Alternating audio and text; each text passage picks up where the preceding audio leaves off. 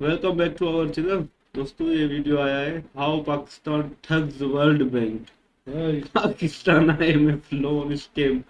अब ये हमें लोन मिल रहा है तो ये कि अभी ठगने वाली बात कहाँ से आ गई, चलो देखे भाई। तकदीर हमेशा के लिए बदल सकती है क्योंकि पाकिस्तान को अपने समुंदर के तल में पूरे विश्व का चौथा सबसे बड़ा ऑयल रिजर्व मिल गया है। पाकिस्तानी समंदर में दुनिया के चौथे बड़े तेल और गैस के जखायर का इंकशाफ हुआ है। तेल का दौर भी जानने वाला है, क्या फायदा।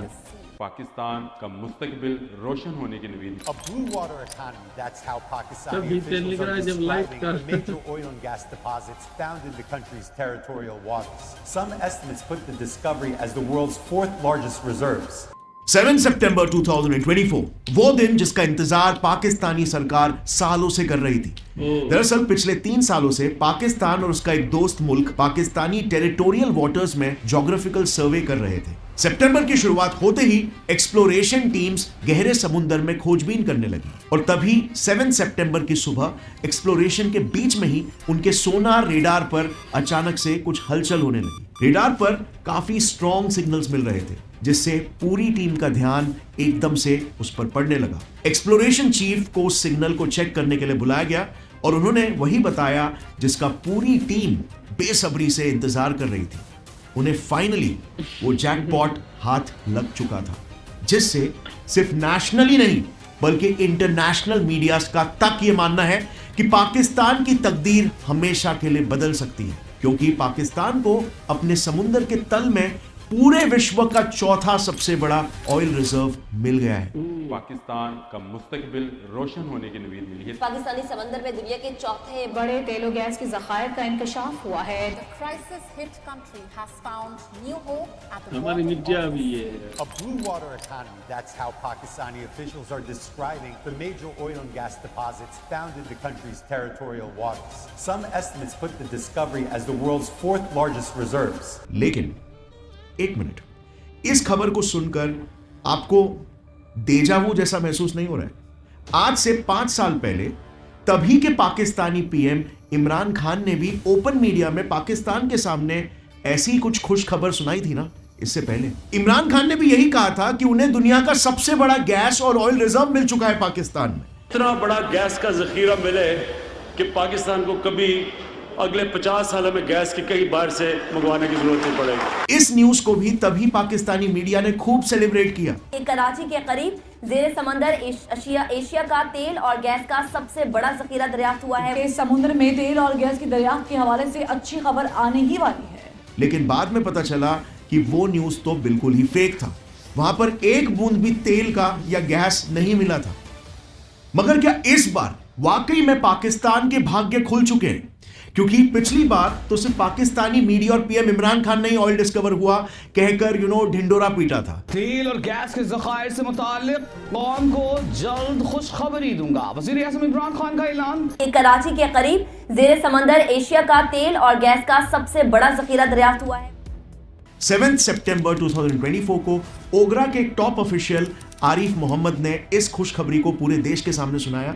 इसमें उनका यह कहना था कि इस नए नवेले डिस्कवर्ड तेल के कुएं में सिर्फ ऑयल और गैस ही नहीं बल्कि कई कीमती मिनरल्स और रेयर अर्थ एलिमेंट्स भी मिलने के हाई चांसेस है जिनकी वैल्यू आमतौर पर बिलियंस ऑफ डॉलर्स में होती है। और अगर सब कुछ उनकी प्लानिंग के हिसाब से हुआ ना तो इस कुएं से पाकिस्तान को जिंदगी भर दूसरे देशों से एलएनजी गैस इंपोर्ट करने की कोई जरूरत नहीं पड़ेगी। इन्हीं रिजर्व से वो रातों रात अपने देश का 200 बिलियन डॉलर्स का कर्ज आसानी से चुका सकते हैं।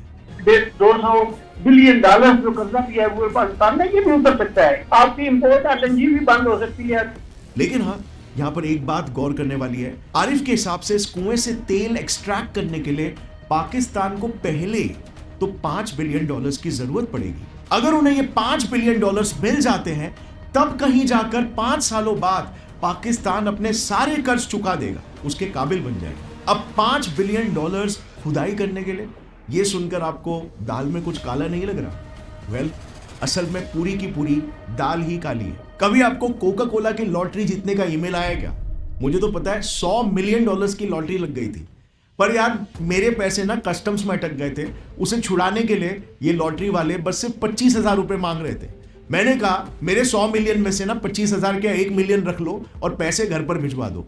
उसके बाद से मेल आना ही बंद हो गया। पाकिस्तान के करतूतों से भी कुछ ऐसे ही अफ्रीकन स्कैम्स वाली बू नहीं आ रही क्या? क्योंकि इस बार पाकिस्तान में पिक्चर के किरदार अलग हो सकते हैं, उनके शब्द अलग हो सकते हैं, लेकिन इसकी स्क्रिप्ट एकदम सेम टू सेम है लाइक लास्ट टाइम।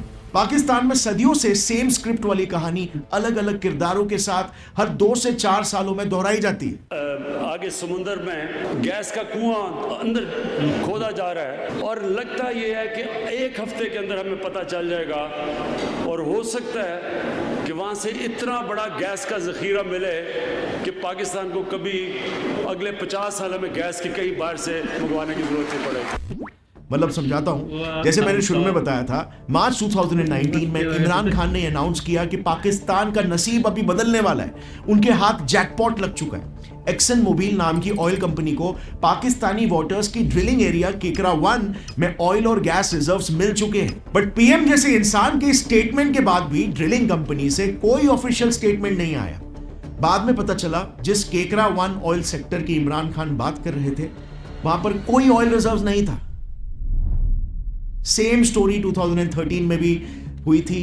तभी पाकिस्तान के पेट्रोलियम मिनिस्टर ने अनाउंस कर दिया था कि उनको सिंध प्रोविंस में सिग्निफिकेंट गैस रिजर्व्स मिल चुके हैं और इससे देश के गैस इंपोर्ट्स बहुत कम हो जाएंगे। लेकिन एक्सप्लोरेशन शुरू होने के बाद पता चला कि वहां पर गैस इतनी कम क्वांटिटी में मिला था कि प्रॉफिट तो भूल जाओ, उसे एक्सट्रैक्ट करने में खर्चा दुगना लग जाएगा। मतलब 4 आने की मुर्गी और 12 आने के मसाले का हिसाब हो जाएगा। प्लस उसका एक्सट्रैक्शन भी बहुत रिस्की था और ये कोई 1-2 बार भी नहीं हुआ है। ये लिस्ट देखो, पाकिस्तान में ऑयल मिलने की खबरें आज से नहीं 1960s से चलती आ रही है। अब तक ऐसे 14 so called oil wells Pakistani समुंदर में मिल चुके हैं। इसमें से सिर्फ इस एक को छोड़कर किसी में भी आज तक ऑयल या गैस नहीं मिला है, अनफॉर्चुनेटली।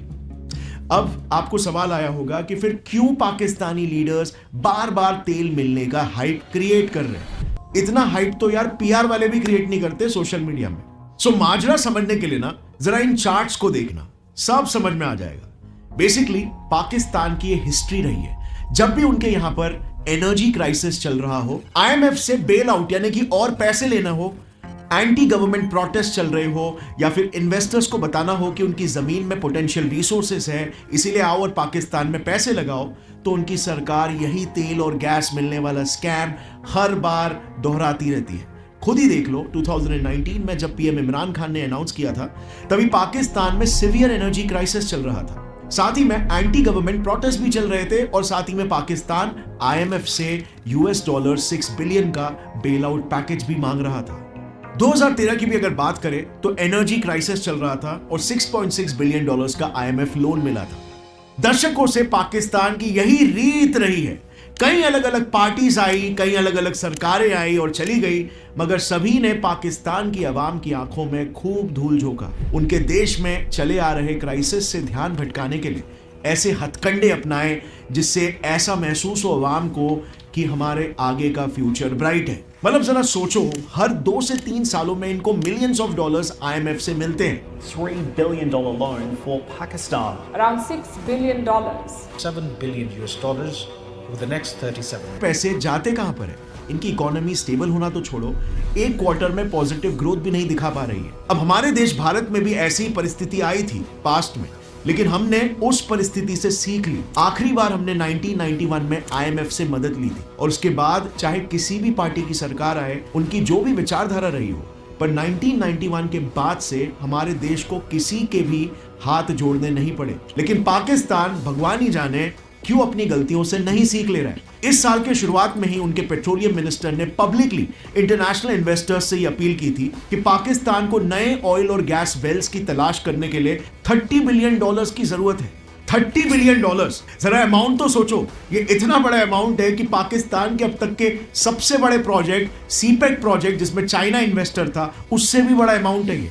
अब हो सकता है कि ये वाली डिस्कवरी सच हो, क्योंकि पाकिस्तानी अथॉरिटीज और इंटरनेशनल मीडिया भी इन क्लेम्स को सपोर्ट कर रही थी। बट ओगरा के ऑफिशियल मोहम्मद आरिफ खुद ही बोल रहे हैं कि इसकी कोई भी गारंटी नहीं है कि रिजर्व्स हमारे एक्सपेक्टेशन से मीट करेंगे। उनका ये कहना है कि जब तक हम उन रिजर्व्स को एक्सप्लोर नहीं कर लेते, तब तक हमारी एक्साइटमेंट बिल्कुल स्पेक्युलेटिव ही है। बट ये कहकर वो इन्वेस्टर्स से पैसे जरूर मांग रहे हैं, देश की जनता को एक मे बी झूठा दिलासा जरूर दे रहे हैं। सो बेसिकली वो ये बताने की कोशिश कर रहे हैं कि तेल मिलेगा कि नहीं इसकी कोई गारंटी नहीं है, पर उसको ढूंढने के लिए हमें $5 बिलियन चाहिए। और इसीलिए हमने भी अपने तरफ से थोड़ी और रिसर्च की और हमें एक न्यूज़ 18 की एक्सक्लूसिव रिपोर्ट मिली। न्यूज़ 18 ने Pakistan oil and gas development company के टॉप ऑफिशियल्स का एक एक्सक्लूसिव सीक्रेट इंटरव्यू लिया था। उसमें उन ऑफिसर्स ने यह बताया कि जो सर्वे क्लेम किया जा रहा है ना, वो बस एक साइस्मिक असेसमेंट था। यानी कि वो सर्वे कोई ऑयल डिस्कवरी वाला सर्वे नहीं था, बल्कि अर्थक्वेक जोन्स का पता लगाने वाला सर्वे था, जो सर्वे बिल्कुल भी नहीं बताता है कि नीचे ऑयल रिजर्व्स है भी कि नहीं। अब हो सकता है उनके सोनार रेडार में जो हलचल हो रही थी वो कोई ग्राउंड डिप्रेशन की होगी, जिसे देखते ही बिना प्रॉपर जांच किए वापस गवर्नमेंट ने चिल्लाना शुरू कर दिया, वापस से वही नैरेटिव पेश करना शुरू कर दिया लोगों के सामने। क्योंकि देखो, दिसंबर 2022 में खुद उनके पेट्रोलियम डिवीजन के रिपोर्ट में साफ साफ ये लिख कर आया कि पाकिस्तान की onshore oil and gas reserves, यानी कि जमीन पर जितने भी गैस और ऑयल के रिजर्व्स है ना, वो 80% एग्जॉस्ट हो चुके हैं और इसीलिए उनकी सरकार को अब समुद्र में तेल और गैस ढूंढना पड़ेगा। लेकिन डीप सी में भी इनको कुछ नहीं मिलने वाला है, क्योंकि कुछ साल पहले ही चाइनीज जियोलॉजिकल सर्वे ने पाकिस्तानी टेरिटोरियल वाटर्स में 14 ड्रिल्स किए थे और उन्हें इस सर्वे से यह पता चला था कि उनके सी फ्लोर में जो हाइड्रोकार्बन्स है ना, उनका चार्ज बहुत ही ज्यादा कम है, जिससे ऑयल रिजर्व बन ही नहीं सकता। और पाकिस्तान की जनता खुद उनके सरकार के इस स्कैम से बहुत अच्छे से वाकिफ भी है। आप इस वीडियो के टाइटल को अगर YouTube पर डालोगे ना, तो आपको उस वीडियोस के कमेंट्स में दिख जाएगा कि पाकिस्तानी जनता खुद अपने ही सरकार के इस स्कैम से कितनी फेडअप हो चुकी है। मुझे ऐसा लगता है ना कि ये हमारे साथ ना एक गेम खेलते हैं, लाइक वो जैसे मतलब मछली का शिकार करते हैं ना, हमारे साथ नहीं, इन्वेस्टर्स के साथ। जनता क्या, खुद ऑयल कंपनीज भी पाकिस्तान में तेल खोजने के लिए इंटरेस्टेड ही नहीं है। रिसेंटली जब पाकिस्तान ने उनके 18 ऑयल एंड गैस ब्लॉक्स यानी एरियाज में ऑयल एक्सप्लोरेशन के लिए बिडिंग बुलाई थी, और तब भी एक भी इंटरनेशनल बिडर ने पाकिस्तान में इंटरेस्ट नहीं दिखाया। सिर्फ उनकी 2 लोकल कंपनीज, जिसमें से भी एक तो स्टेट ओन्ड है, उन्होंने 3 ब्लॉक्स पर बिड किया और बाकी के 15 ब्लॉक्स को तो कोई पूछने भी नहीं आया। इसका कारण सिर्फ ये बात नहीं है कि पाकिस्तान की जमीन पर तेल नहीं है। एक्चुअली में 2 ऐसी और वजहें हैं जिससे पाकिस्तान में कोई कंपनी आना ही नहीं चाहती। पहली वजह यह है कि फॉरेन इन्वेस्टर्स और उनकी कोई इन्वेस्टमेंट पाकिस्तान में बिल्कुल भी सेफ नहीं है बिकॉज ऑफ टेररिस्ट अटैक्स। अक्टूबर 7, 2024 को सेपरेटिस्ट बलोच लिबरेशन आर्मी ने पाकिस्तान के जिन्ना इंटरनेशनल एयरपोर्ट पर चाइनीज वर्कर्स और इंजीनियर्स पर अटैक कर दिया। China has asked Pakistan to thoroughly investigate the truth, hold the perpetrators accountable, and give them severe punishment. Beijing has also asked Islamabad to protect the safety of Chinese personnel, institutions, and projects. अक्टूबर 12, 2024 को BLA ने coal mine में काम करने वाले अफगानी workers पर attack कर दिया। इससे पहले मार्च में TTP ने डासू हाइड्रो पावर प्रोजेक्ट पर काम करने वाले 5 चाइनीज नेशनल्स को जान से मार दिया। The group led by the Chinese Foreign Ministry arrived in Islamabad last Friday. The bus was carrying workers to the Dasu hydropower project, some 190 kilometers north of Pakistan's capital Islamabad, where the blast occurred. पिछले 1 साल में करीब 100 Chinese nationals को Pakistani terrorist ने मार गिराया, क्योंकि उन सेपरेटिस्ट का मानना यह है कि बाहर से आए लोग उनके देश के रिसोर्सेज उनसे छीन रहे हैं और उन्हें एक्सप्लॉइट कर रहे हैं। पिछले साल 2023 में ही ऐसे 129 टेररिस्ट अटैक्स पाकिस्तान में हो चुके हैं, जिससे आज बाहर की कंपनीज यहां पर काम करने से डर रही है। दूसरा बड़ा कारण है पाकिस्तान की सरासर दादागिरी और 420। पाकिस्तान में करप्शन सबसे बड़ी प्रॉब्लम है, यह हर कोई जानता है। जब भी कोई इंटरनेशनल कंपनी इस देश में कोई कॉन्ट्रैक्ट लेकर काम शुरू करती है, तब ये लोग उनके साथ 2 स्कैम्स करते हैं। सबसे पहला तो या तो काम खत्म होने के बाद कंपनी को बिना पैसे दिए देश से भगा देते हैं। जैसे 2008 में जब इनके देश में एनर्जी क्राइसिस शुरू था, तब पाकिस्तान ने इलेक्ट्रिसिटी जनरेशन का कॉन्ट्रैक्ट एक टर्किश कंपनी को दिया, जिस कंपनी का नाम था काराडेनिज इलेक्ट्रिसिटी कंपनी। इस कंपनी ने उन्हें इलेक्ट्रिसिटी जनरेट करके भी दिया। सब कुछ अच्छे से हो गया और फिर जब पैसे देने की बारी आई, तब KKEC पर उनकी सुप्रीम कोर्ट में केस फाइल हो गया और उन पर यह आरोप लगाए गए कि उस कंपनी ने फ्रॉड करके कॉन्ट्रैक्ट लिया था। इसके बाद पैसे मिलना तो दूर, कंपनी के एसेट्स भी पाकिस्तान में जब्त कर लिए गए। और फिर अंत में KKAC company international court of arbitration में गई, जहां पर पाकिस्तान को दोषी पाया गया और उन्हें उस कंपनी को $1.2 बिलियन का फाइन भरने बोला। अब यह कोई इकलौता केस नहीं है, बल्कि ऐसा 4 बार हो चुका है जब इंटरनेशनल कोर्ट ने पाकिस्तान को फटकार लगाई। लेकिन एक और चीज यहां पर, सभी कंपनीज को पाकिस्तान भगाता नहीं है। पाकिस्तानी ऑफिशियल्स कुछ कंपनीज के साथ मिलकर ही स्कैम कर लेते हैं और अपनी ही जनता को लूट लेते हैं। जैसे 2017 में एक स्कैम पकड़ा गया था, उसमें गवर्नमेंट ऑफिशियल्स ने ऑयल कंपनीज को एक्सप्लोरेशन का लाइसेंस इशू किया और जब उस एक्सप्लोरेशन में ऑयल मिल गया तब उन्होंने गवर्नमेंट को रिपोर्ट करने की जगह पर उल्टा आपस में मांडवली करके उस ऑयल को बेच दिया। इन टोटल ऑफिशियल्स ने 86 बिलियन रुपीस का फ्रॉड किया था। एंड नॉट सो सरप्राइजिंगली ऐसे ऑयल इंडस्ट्री से रिलेटेड उनके यहां पर स्कैम्स हर साल होते हैं। Thanks for watching, see you another time, take care, Jai Hind. सही है भाई, एक तो कोई यहाँ पे इन्वेस्ट करता नहीं, जो कर रहे आता है उसको लूट लेते हैं या मार देते हैं या भगा देते हैं और अपने में ही साले मिले हुए हैं। मतलब गवर्नमेंट इनको मौका देती है और नीचे से ये वो कर देते हैं। एक हमने मूवी देखी शिवाजी बोस की, टकलू बोस वाली मूवी, वहां पर भी कुछ ऐसे ही था, लेकिन वहां पे ऑफिस रूम था तो वहां अंदर उनकी जो खातेदारी होती थी ना, फिर जाके वहां पे कुछ भाई डेवलपमेंट आई। लेकिन जहाँ भी हमारे यहाँ भी ऐसा कोई हो ना भाई, जो इनको मतलब ऐसा रगड़ा दे ना कि भाई ये मुल्क के लिए सोचो भाई, छोड़ो ये दहशतगर्दी, ये करप्शन, ये जो आती है कंपनीज, उनको भी भाई केस लगा देते। तुर्की वाले भाई हमारे दोस्त हैं, वो बिजली दे रहे तो सालों उन पर केस कर दिया, बोलते हो ये कॉन्ट्रैक्ट धोखे दे लिया है। अबे तुम क्या करते हो यार, एक तो वो आए तो उनको तुम छोड़ दो ना, उनका जो पैसा बनता है दे दो। नहीं, चाइना जो हमारा दोस्त है, अभी हम यहाँ उनकी बड़ी दोस्तियां निभा रहे हैं, खुश हो रहे हैं, उसका भी बताया कि उनके लोगों को ही मार रहे हैं। यार ये तो बड़ा शॉकिंग है मेरे लिए, ये क्या हो रहा है हमारे मुल्क में। मतलब जो एक तो खजाने हमारे यहाँ वो है ही नहीं, बोल रहा है 80% खत्म हो गए जमीनी खजाने जो भी है, और IMF को चूना लगाते हैं भाई, यहाँ पे बड़ा तेल मिला है, वो जो भी सरकार आती है बड़ा तेल है, आओ भाई आओ हमें पैसे दो। वो भी बोलते हाँ भाई इनको तेल मिला है, इनको $5 बिलियन दो ताकि ये निकाले तो हमें उनसे लोन मिले। लेकिन जब लोन मिलता है तो फिर खबर ही बस खत्म, फिर भाई नहीं यार लोन चाहिए। अभी 30 मिलियन भाई कह रहे हैं, 30 मिलियन दो, वो कह रहे पक नहीं है भाई यकीन नहीं है कि मिलेगा नहीं मिलेगा, पर 30 मिलियन दो। अरे कोई यार अभी किसा भी लोग यहाँ लेने के देने जो भी आता भाई आओ इनको निचोड़ो, बस जो भी आता है ना इन्वेस्टर भाई काम करो, बस लास्ट में भाई किधर काम किया बस ये सामान भी छोड़ो निकलो।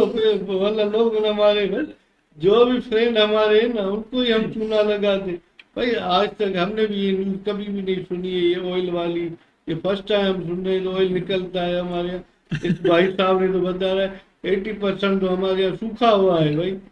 ये तेल भी निकले कहाँ से मुझे पता है तो सही यार, हम ही पागल हो गए भाई। चाइना देख के चला गया, कुछ नहीं भाई। ये जितने भी सारे आते हैं लोन चाहिए बच्चों, 30 बिलियन का 40 का, हमें माल चाहिए। बाहर में जाए इन्वेस्टर, बाकी हमें माल दो, खोदो खुद ही, निकालो खुद ही, निकला तो हमारा, नहीं निकला तो बाहर में जाओ भाई। हाँ भाई मजा आ गया देख कर, ये लोन वाला भाई बात सुनी तो भाई मजा आ गया देख कर, असर पागल हो गए। हम लोन पे चल रहे हैं और IMF कहता है ये वैसे ही कर दिए नहीं दूंगा, ये साले बोले ये नहीं चाहिए, जो मिला था ना हमें वो भी फिर छोड़ देंगे। तो वो इसलिए शायद डर के मारे दे दो इन सालों को और करे काम करे, बस हमें मिल जाए अपना बात। वो जैसे एक था ना वो इंडिया का एक बिजनेसमैन जो भाग गया था, बैंकों को बोला मुझे लोन दो तो मैं अपना कारोबार बढ़ाऊं, तो उन्होंने और लोन दे दिया। फिर जो उसने भाई किया काम ना, फिर बैंक वालों ने भी बोला ये फ्रॉड हो गया है। तो हमारा भी कुछ ऐसा सिस्टम चल रहा है कि पाकिस्तानी में उसको चूना लगा रहे, मैं लोन दो हमें, हम काम करें लोन दो। हाँ ये लोन लेके फिर देंगे ही नहीं यार, हमारा